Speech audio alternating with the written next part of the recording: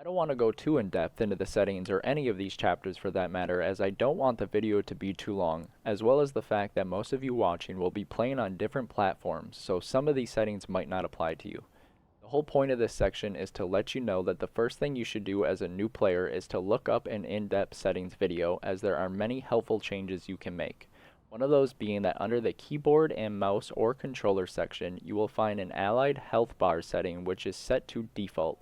This makes it so that you won't see your allies' health bars unless you are playing a healer, also known as a strategist. By turning this to on, we will now see our allies' health bars no matter what hero we are playing. In this chapter, I will be explaining the different roles in Marvel Rivals. As you can see here, there are three main types. The first one being vanguards, or better known as tanks. Their job is to be in the front line, soak up as much damage as possible, and push back the enemy team. The second role are the duelists. Their job is to do damage to the enemy team. Most importantly, they should prioritize other duelists, or even more important, strategists, which takes us to our last role.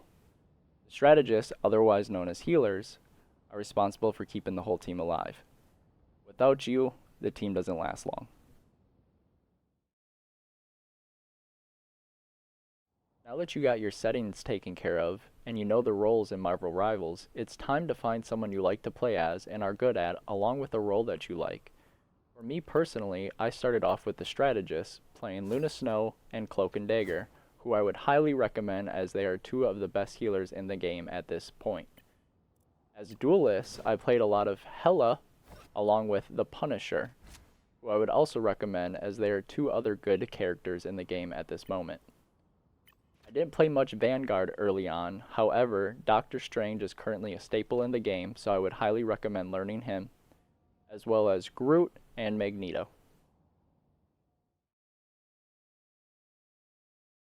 Hopefully by this point you have found a hero that you like to play as, but it is very important to learn multiple heroes for every role in the game. The first reason being that you might not always get to play the hero you want, as someone might pick them before you. Or maybe your team needs a tank or a healer, but you don't know how to play one. The idea here is that you are ready for whatever situation the game throws at you, whether it be tanking, healing, DPSing, or maybe just playing something that helps out your team composition, which brings us to our next chapter. Chapter 5, The Importance of Team Compositions.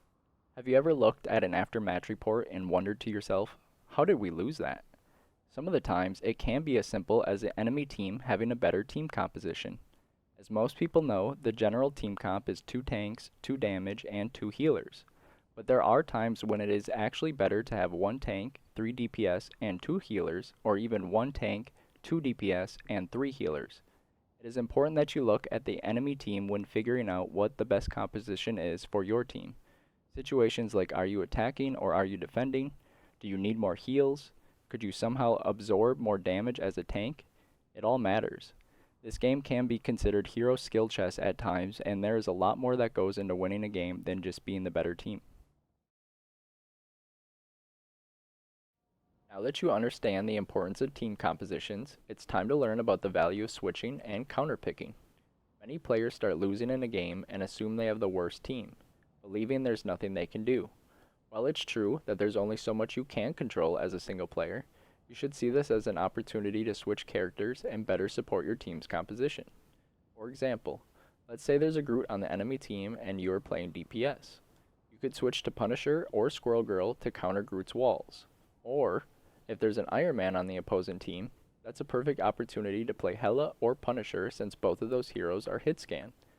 Taking the time to learn which heroes counter others can be one of the most beneficial things you do for your team as a new player.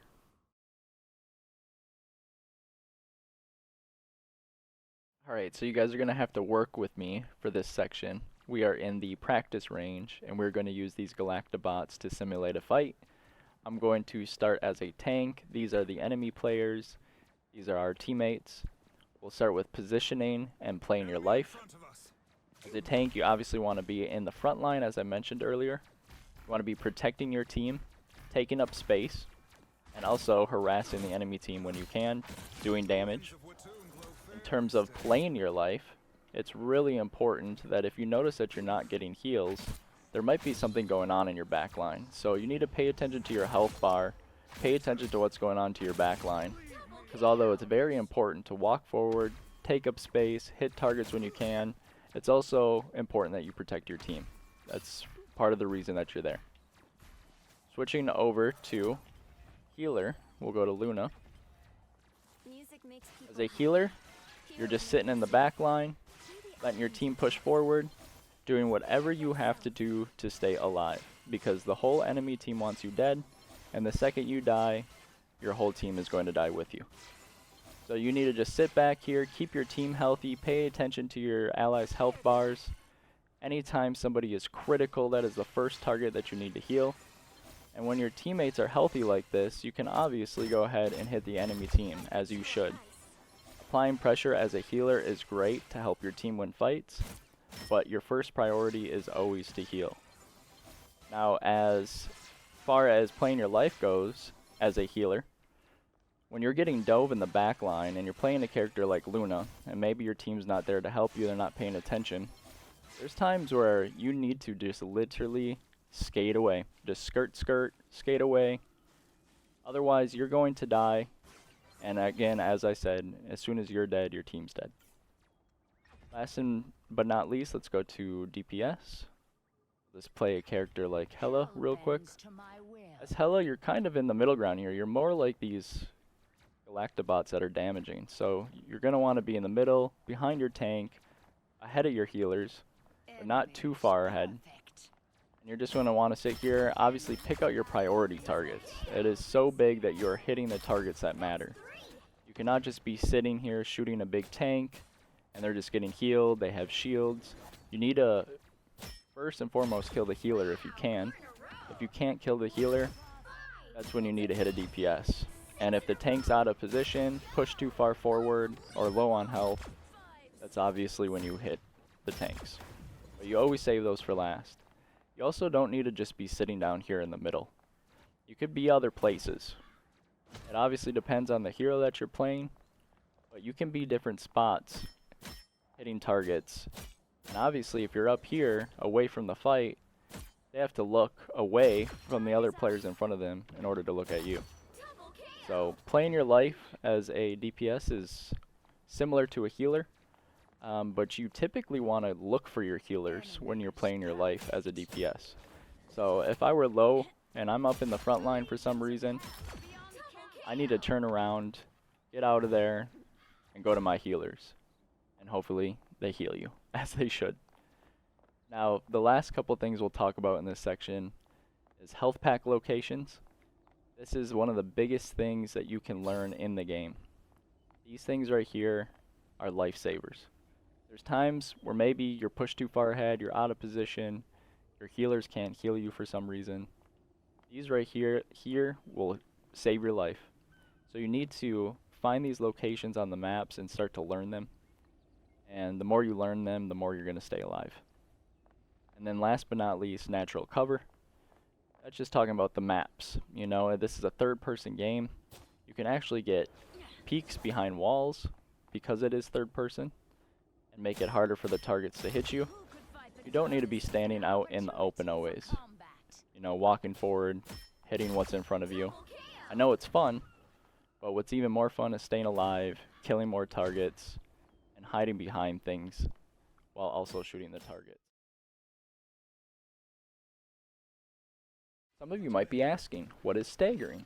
Staggering is when your team continues to die one after the other off of respawn because they are not regrouping.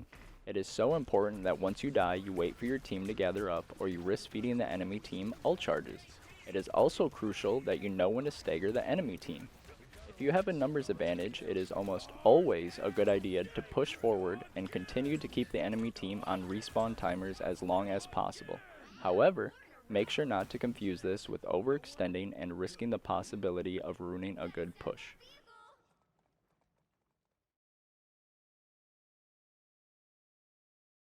Ultimate abilities, also known as ults, have one of the biggest, if not the biggest impact on a Marvel Rivals game. It is vital to make the most out of every ult charge you earn. To do this, you need to learn when to use your ult, and the best way to understand that is by tracking the enemy team's ults. At first, it might be challenging to estimate the enemy team's ult charge percentage. However, once they use their ult for the first time, try to keep a mental note of who used it and when. As a DPS or even a tank, knowing that the enemy team has no support ults left to counter yours opens up significantly more opportunities for impactful plays. Now, you might ask, how do I get the supports to use their ults? That brings us to our last point, baiting ults. Let's say you have a Storm on your team and you are playing Winter Soldier. The enemy team has a Luna and a Cloak and Dagger. You know the Cloak and Dagger doesn't have her ult yet, but both you and your Storm do. You can use this as an opportunity to bait out Luna's ult with your own, creating a window where your Storm can ult without any support ults available to counter hers. At the end of the day, it really is a game of chess.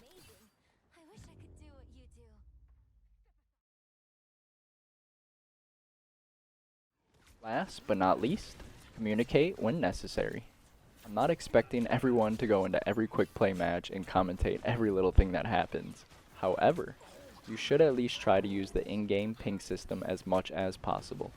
I recommend binding it to a button that's easy to access. If you're playing on a controller, I personally use the left stick in. If there's a Hawkeye out of position in your backline, ping him to alert your team. If you think your team should fall back, ping and let them know. If you think your team needs to group up, ping and let them know. Of course, your team won't always pay attention or listen, but the least you can do is try. That's it for this video. I spent a lot of time preparing this, so I really hope you enjoyed it. I want to take a moment to thank you all for watching my most recent uploads. I truly appreciate the support. If there's anything I missed or any future videos you'd like to see, please comment below and let me know. Until next time, peace out.